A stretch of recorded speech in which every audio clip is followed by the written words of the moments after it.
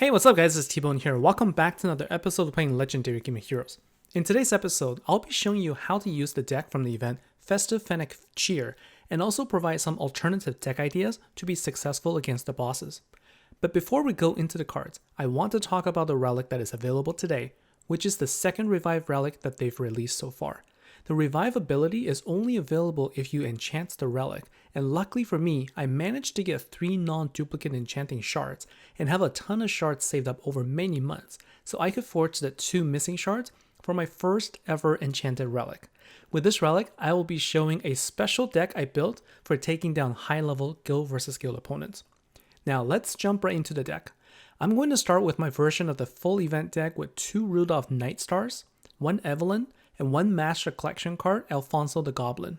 I mixed in Satyr from the last Giants event because he complements the team really well. To play this deck, you need to watch for a few things. Your relic intensity needs to be at least 25 before you can activate a Master Collection card, and Satyr requires at least 4 Power Gem Force in order to create 5 additional Power Gems. Rudolph also has a 5-turn cooldown, so if you want to maximize your damage, you will need to wait for the cooldown to complete before your next hit. You also want to wait until the boss turn counter goes down to 1 before activating the Master Collection card's ability, because that is how you will get the additional Power Gem Force created.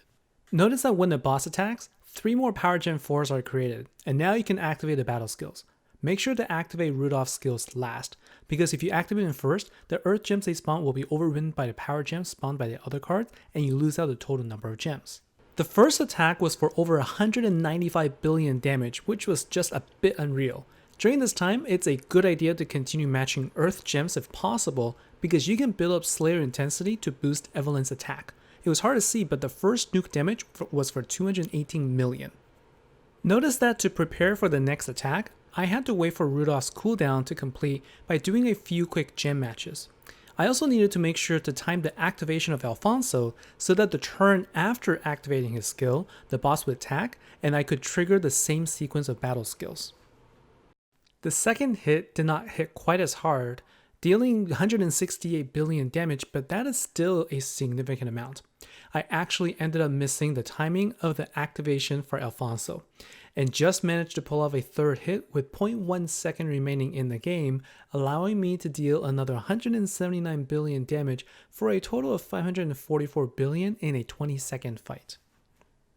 For the next team, I want to showcase a deck with 2 Haroon cards, 2 Rudolphs, and 1 Evelyn. This is a great team to use as well. It does not require the Master Collection card or the Giants deck, and Haroon serves as the card to provide the damage output for Rudolph and Evelyn.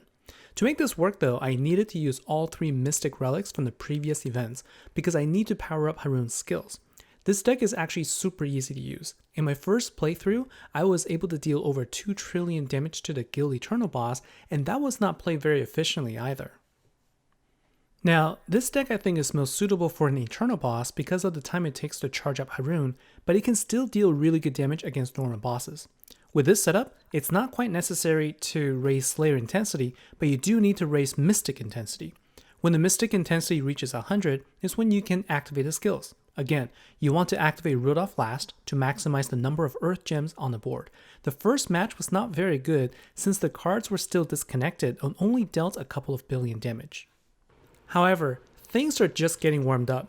Each time you increase Mystic intensity by 100, you will create more Power Gem Force on the board and your damage will go up. At intensity 300, the damage output went up to over 30 billion total, and it's still going to get higher. By the time we reach over 1000 intensity, we no longer need to activate Rudolph's battle skills, mostly because it would end up filling up the board completely with gems and I would waste 2 seconds of game clock. To save time, I only started to activate Haroon's skills, which only has a 2-turn cooldown. With this strategy, I could deal about 100 billion per hit every 2 turns. With quick matches, you could get a lot of hits in there. As you can see here, with 3 seconds left in the clock, I was still able to knock down another 700 billion before time ran out for a total of over 2 trillion damage for the boss. If you don't have Haroon or the Master Collection card, you can also try bringing a Gemfall card such as Jimbombre. Illuminatus as a Warden also creates a Power Gem which can work with the cards. Really, any cards that can provide power gems or any additional gems would help out here. This also allows you to bring different relics to help create more gems on turn 1. In addition to the relics for Spirit, I also use a Corrupt and God relic.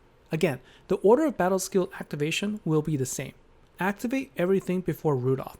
With this setup, you can deal about 20 or more billion damage on the first hit. You'll just have to wait 5 turns before going again though, because this deck has more requirements of the support card's gem spawn. Finally, here's the deck that I built for GvG using the enchanted relic and also Evelyn from the event. We'll be going up against an opponent with over 17,000 defense. This deck uses a Yorn Pest, which is a turn delayer card and works really well. Evelyn is the leader and I have 2 Ophras as the main gem spawn. They are actually the best gem spawn cards without requiring any intensity at all. Finally, for my last card, I decided to try the Earth Dragoon, which is also a gemfall card. Relic selection is important here. To power up Yoran, you need to make sure to match 20 gems on turn 1, so bring in as many relics as you can to ensure success. This deck will only work if you can match lots of gems every turn, so don't save power gems, go ahead and match them. You're going to deal most of your damage from nukes anyway. As soon as you can, make sure to activate a battle skill of Ophra and Yoran Pest, then match as many earth gems as you can. You'll end up with more gems on the board next turn, match them again until Yoran's ability is available. Keep in mind that Evelyn's skill not only nukes but also generates gems. The gem fall will also help in getting more gems as well. You will want to keep generating gems, get the turn delays going, and then keep nuking down the boss. Eventually, you will take it out. Keep in mind, before taking out the boss, make sure the battle skill of Yorn is charged up. I'm still building up a team to go against a boss with multiple cudgels, especially ones that heals, and I will share a successful team later. So that's all for today's episode. Thanks a lot for watching. Hopefully this has been helpful for you as well. Again, as usual, leave a comment below. Let me know your thoughts and feedback, and I look to hearing from you. Until next time, take care.